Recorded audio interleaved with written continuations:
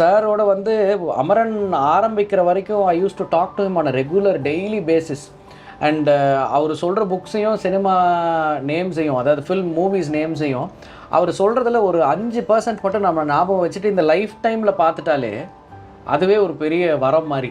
இப்போ அவர் எவ்வளோ பார்த்துருப்பாரு, எவ்வளோ படிச்சிருப்பாருன்னு தெரியல, எப்படி அவருக்கு அவ்வளோ டைம் இருக்குது. நான் இதெல்லாம் க்யூரியஸாக கூட கேட்டிருக்கேன்.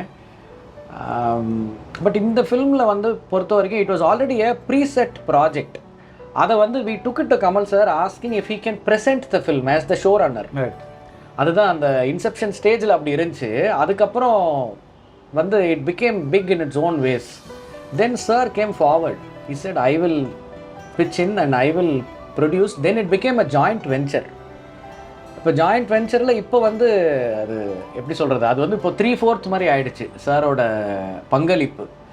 தங்க தலைவரின் வீர புதல்வனே, சூரியனாய் சுடலும் முன்னை கழகம் வாழ்த்திடும்.